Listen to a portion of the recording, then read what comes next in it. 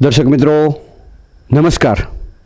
આજે અમે આવ્યા છીએ જૂના વાઘણિયાનું જે પવિત્ર જેને કહેવાય કે ધામ યાત્રાધામ કહો તો પણ ચાલે, અને એક દર્શન કરવા માટેનું રામાપીર ભગવાનનું એટલું સરસ મંદિર બનાવ્યું છે। અને અહીંના ફૂલઝાડ, એનું વાતાવરણ, એક શાંત વાતાવરણ, અને જેને કહેવાય કે કુદરતી વાતાવરણ એમ કહો તો પણ ચાલે। એમાંય તમે ચોમાસામાં આવો તો તમને એમ લાગે કે ભાઈ હું કાશ્મીરમાં આવ્યો છું, એટલી સરસ વાતાવરણ।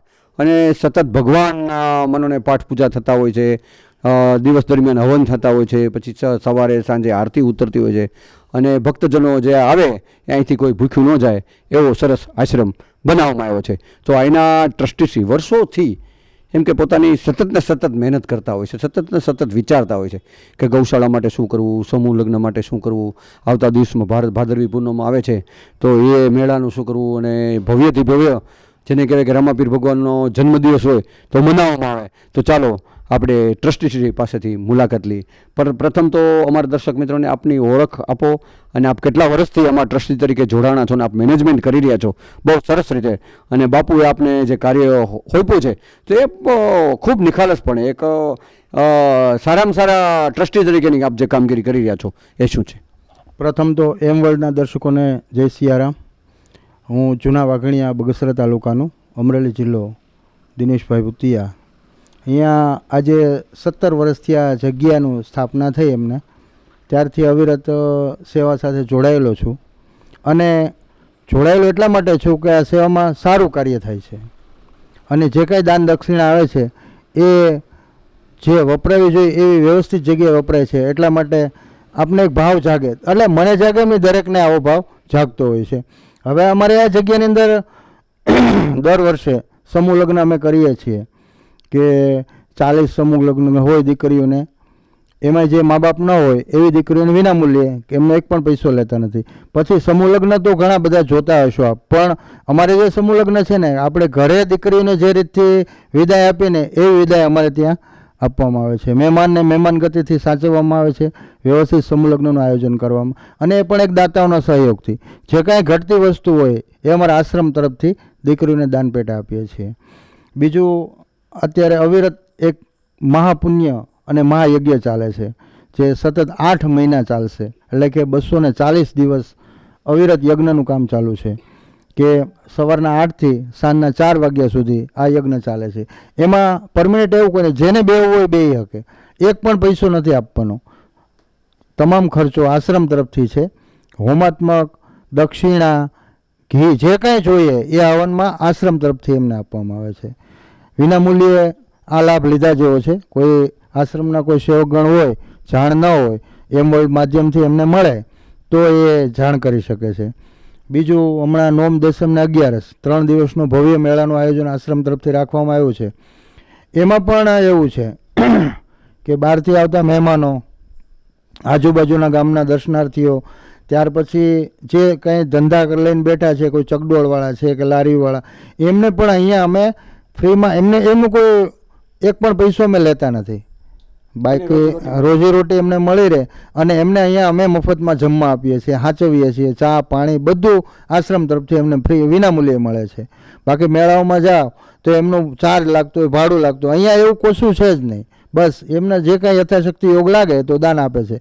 બાકી અહીંયા તો 300 સવા 300 ગાયોની, અને એ પણ લીલી લંગડી અપંગ નિરાધાર ગાયોની સેવા ચાલે છે, અને એ ભગત પોતે ઉગાડા પગે મહેનત કરી નિરણ ભેગી કરે છે, અને દાતાઓ તરફથી જે કાંઈ યથાશક્તિ આવતું હોય તો એમાં એ પૈસા ભેળવી અને સતત પરિશ્રમ કરી આ જગ્યાનું સંચાલન કરે છે।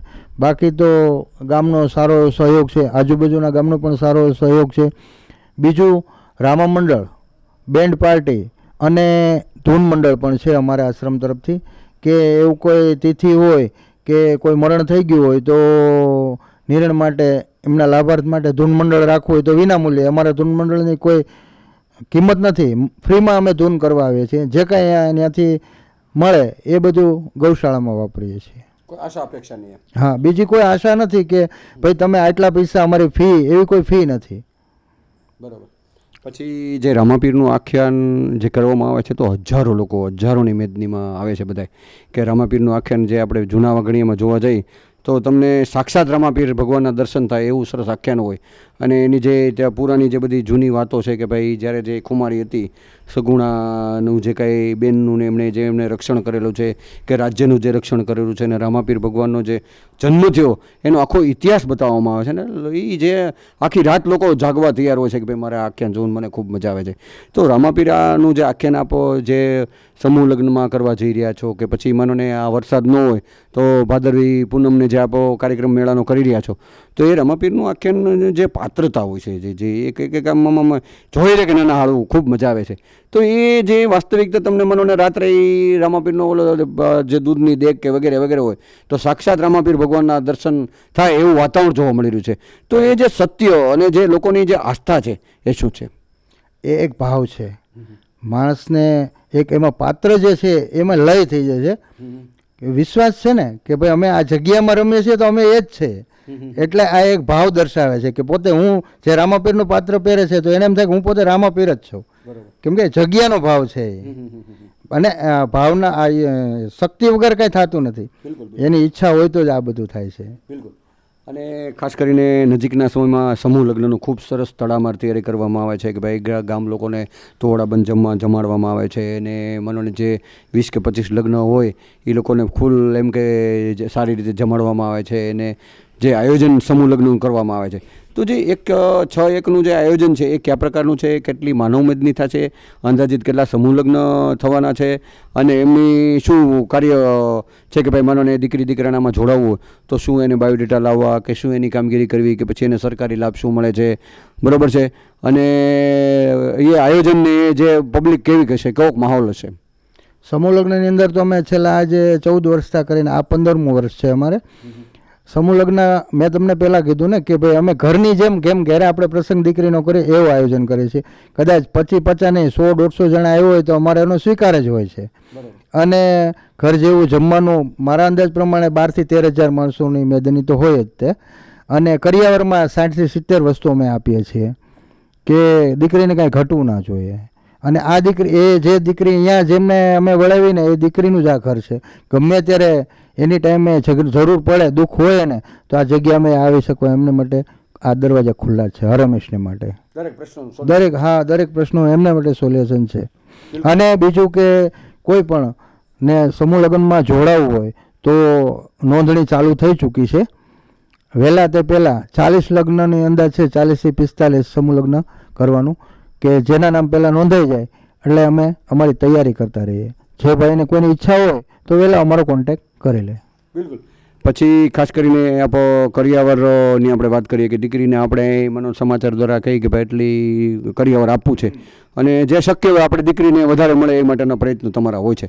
તો કરિયાવર લગભગ કેવો હોય છે અને ખાસ કરીને જે મનોને જેલે વળાવતી વખતે કે દીકરી તો પારકી થાપણ કહેવાય ને એ બધા ટ્રસ્ટી એમ કે ઢીલા પડી જાય છે બાપુ પણ કે જ્યારે દીકરીને વળાવતા હોય કે ભાઈ મારી દીકરી કે માનોને તમે એમ કહો કે 40 કે 45 લગ્ન એટલે 40 દીકરીના બાપ તરીકે જસા ભગત જે કામગીરી કરી રહ્યા છે અને આશીર્વાદ આપે અને તમે સુખી થાઓ, ખૂબ આગળ વધો, તમારો સંસાર વધારો, એ જે ટ્રસ્ટી મંડળને વગેરે વગેરે લોકો જે સ્વયંસેવકોનો આનંદ મેળવી રહ્યા છે કે જે હો વીઘાનો ખાતેદાર હોય એ સ્વયંસેવક થઈ કે ભાઈ અહીંયા ગાડી મૂકો, આ કામ કરો, એ પીરસતો હોય અને જે તમારા ગામની જે જૂના વગણીનો જે પ્રેમ છે આ સંસ્થા ઉપર કે ભાઈ મારું ગામ, મારા ગામમાં કામ થઈ રહ્યા અને ગર્વથી એમ કે ભાઈ હિંગલાપુર આશ્રમમાં હું સ્વયંસેવક તરીકે કામ કરું છું અને દીકરીના લગ્નમાં હું સપોર્ટ કરું કે જો આ સંપ જે તમારા આજુબાજુના ગામડાનો છે એનાથી આપણે કેવો આનંદ મળે છે તો એની શું વિશેષતા છે? આનંદની તો વાત જ નહીં. આજે એક દીકરીના લગ્ન આપણે કરવા હોય તો 1 મહિના અગાઉ તૈયારી કરવી પડતી હોય, જ્યારે 40 દીકરીના લગ્ન 8 દિવસમાં તૈયાર થઈ જાય છે. અને અમને તો ભગતને તો ખબર નથી પડતી, અમને ટ્રસ્ટીઓને પણ ખબર નથી પડતી, કેમ કે લોકોમાં ભાવ જ એવો છે કે ભાઈ આ પ્રસંગ ગામનો આ આશ્રમનો નથી, આ અમારો પ્રસંગ છે, એવા ભાવથી બધા સેવા આપે છે. બિલકુલ.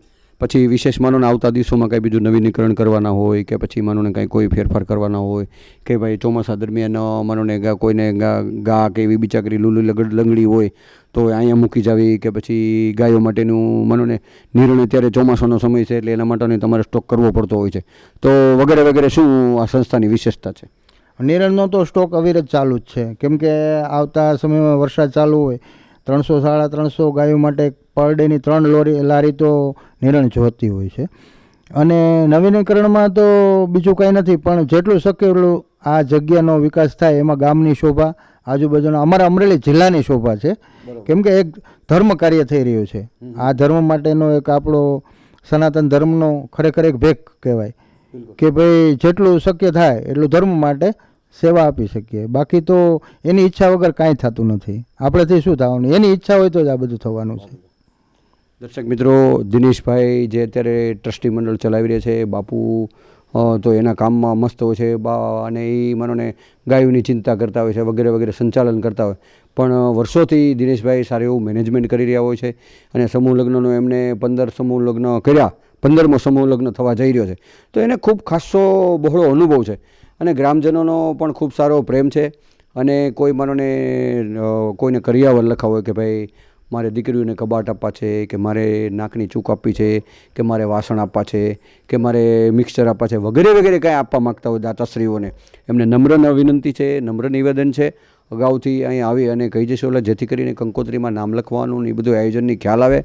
અને ખૂબ સારો બધા લોકોનો, અમરેલી જિલ્લાના લોકો, સૌરાષ્ટ્રના લોકો, સુરતના લોકો, વાપીના લોકો, બોમ્બેના લોકો, દેશ વિદેશના લોકોનો ખૂબ ખૂબ આભાર માનવામાં આવે છે.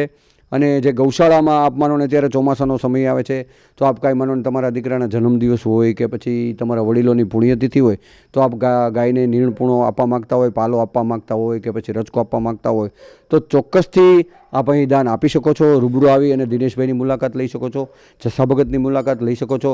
તો ચાલો સાથે મળી અને એક દીકરીના સમૂહ લગ્નનું પણ આપણે સારામાં સારી એમને એમ કે કામગીરીમાં સહયોગ આપીએ, પછી ગૌશાળા ચલાવવામાં પણ સારો સહયોગ આપે એવી અપેક્ષા સાથે બાપુ અને દિનેશભાઈનું કહેવાનું છે.